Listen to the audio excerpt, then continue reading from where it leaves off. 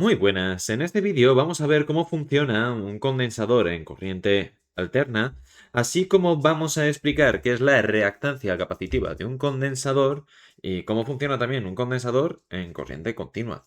Lo primero de todo, vais a tener que saber que un condensador es un elemento que lo que me permite es almacenar carga, un elemento que está formada por dos placas conductoras, ¿vale?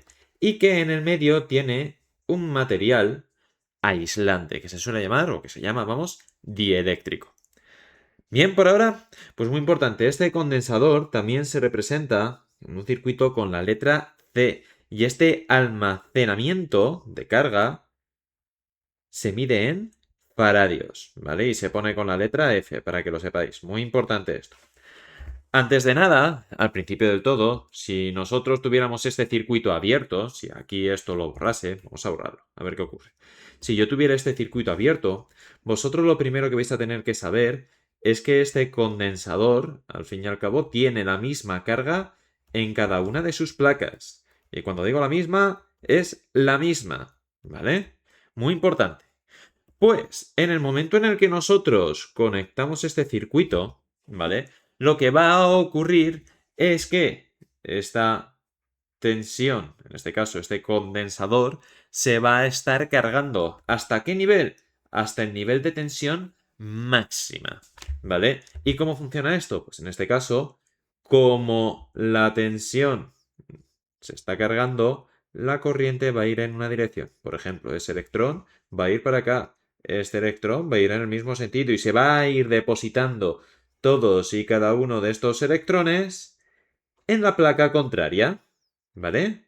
Muy importante esto. Van a ir depositándose todos los electrones en la placa contraria. Y vosotros diréis, ¿y qué ocurre con los protones? Pues no pasa nada. Se quedan ahí, al fin y al cabo, por ahora. ¿Por qué? Porque si veis, al haber cambiado solamente un electrón y haber pasado aquí en vez de 4 electrones ya hay 5, por lo tanto esta placa va a estar cargada negativamente y esta positivamente, ¿vale?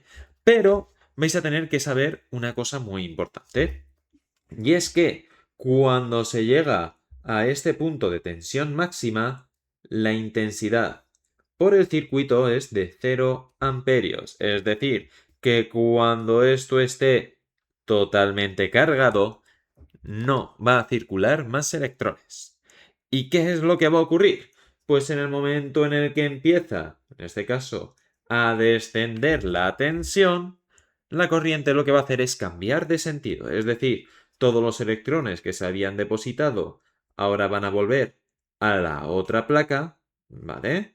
Todos los electrones depositados van a volver a la otra placa, además de estos electrones que ya estaban en la placa superior se van a ir moviendo hasta la placa de abajo, ¿vale? Todos. ¿Hasta cuándo? Pues si veis, se van a ir moviendo todos, no hasta este punto que es cero, no. Si veis, esto sigue descendiendo, sigue descendiendo, sigue descendiendo. ¿Hasta qué punto? Hasta que la tensión sea mínima, ¿vale? Hasta que la tensión sea, en este caso, negativa, ¿vale? El punto máximo negativo. Muy importante, en este punto, ¿qué es lo que va a ocurrir? Que la intensidad va a volver a ser 0 amperios. Y aquí lo que va a volver a suceder es que va a volver a cambiar, en este caso, la corriente, es decir, van a volver en el sentido rojo, ¿vale? A moverse los electrones hasta el punto de tensión máxima, donde otra vez la intensidad es de 0 amperios, ¿vale? Pues muy importante para que sepáis cómo funciona esto. Vosotros tenéis aquí una gráfica de la tensión en función del tiempo. Os voy a poner aquí cómo funciona, en este caso, en vez de la tensión, la corriente.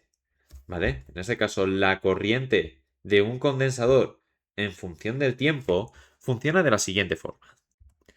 Cuando la tensión es máxima, nosotros sabemos que aquí la corriente es cero, es decir, pasa por en este caso, por el eje. Y cuando nosotros tenemos aquí otra corriente, ¿vale? De cero. Perfecto. Y por aquí hemos visto que la corriente va en un sentido y luego en otro. Es decir, ¿qué va a ocurrir? Que esta corriente va a ir tal que así. Esto sería el punto máximo de corriente, que sería ahí, y ahí iría subiendo. ¿vale?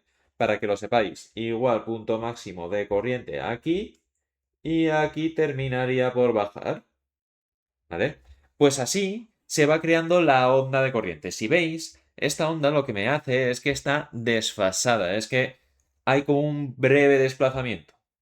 Se puede observar en que yo tengo aquí mi semiciclo positivo, que en realidad sería aquí. Si veis, tengo un desplazamiento de esta cantidad. ¿Que esta cantidad qué es? De 0 al máximo, que son 90 grados, pues en este caso tengo un desplazamiento de pi medios de radianes. ¿Vale? Ese es el desfase que tiene, en este caso, la corriente respecto a la tensión. ¿Vale? Muy importante. Pues además de esto, vamos a tener que conocer otro aspecto muy importante de los condensadores.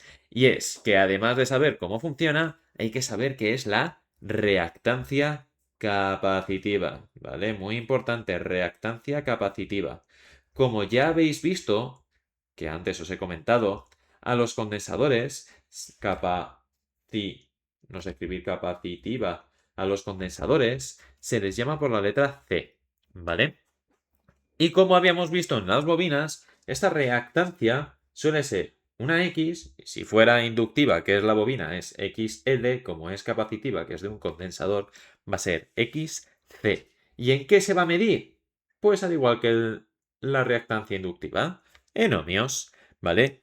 ¿Qué es esto? Pues en este caso, esta reactancia lo que me permite es decir si este condensador de aquí ofrece alguna oposición al paso de la corriente. Y en este caso, ¿qué vamos a decir?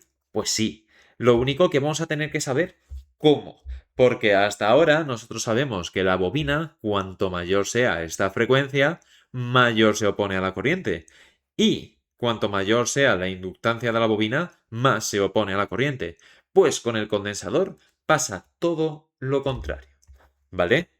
Nosotros vamos a saber que la fórmula de esta reactancia capacitiva es 1 partido 2 pi por F, en este caso, por la carga del condensador.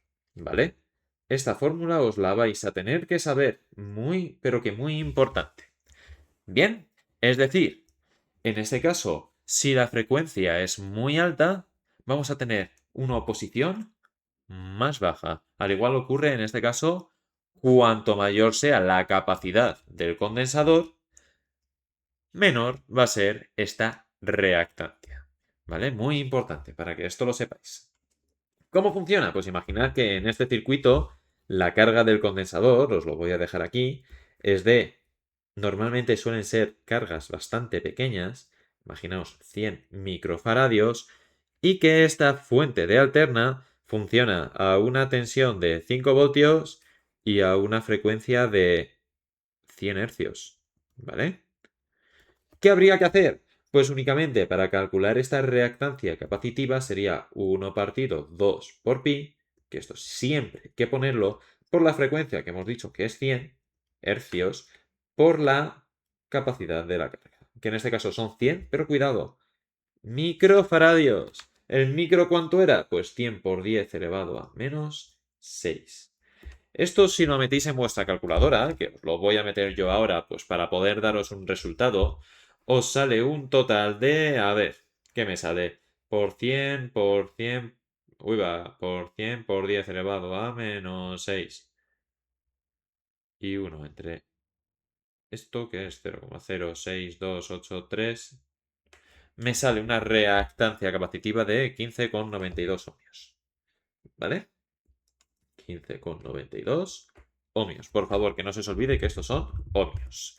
Bien, pues con esto, vosotros lo que vais a tener que decir es, si en vez de 100 hercios tengo 1000 hercios, ¿qué es lo que va a ocurrir?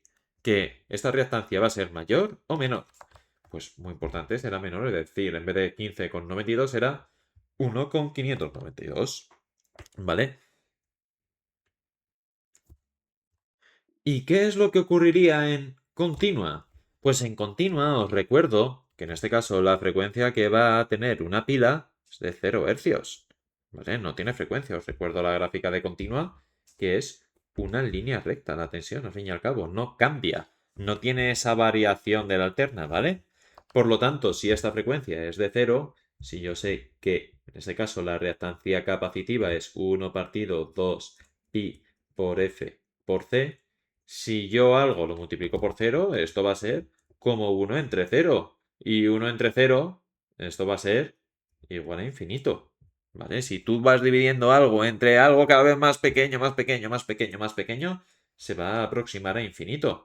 Por lo tanto, que en este caso esta oposición sea infinita, es decir, que no deja pasar la corriente bajo ningún concepto, significa que en corriente continua yo voy a tener mi pila y mi condensador va a funcionar como si fuera un circuito totalmente abierto.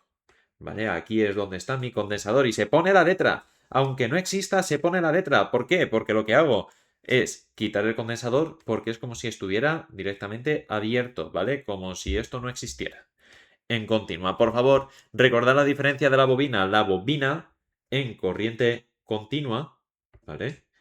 Era un cortocircuito, es decir, era una línea. El condensador es abierto, es decir, por aquí pasa toda la corriente, por aquí la corriente es de cero, siempre, ¿vale? Pues muy importante, espero que con esto os hayáis enterado más o menos de cómo funciona un condensador y además de esto, el cómo se halla la reactancia capacitiva de un condensador y cómo funciona también en corriente continua. A partir del siguiente vídeo ya empezaremos a hacer ejercicios, sobre todo vamos a empezar con corriente continua para ver qué es lo que ocurre con la bobina y con el condensador y después empezaremos a explicar circuitos R, circuitos EDs, circuitos Cs, circuitos RLs, circuitos RCs y terminaremos por circuitos RLCs, que son los complicados y los divertidos. Así que nos vemos en siguientes vídeos. ¡Chao!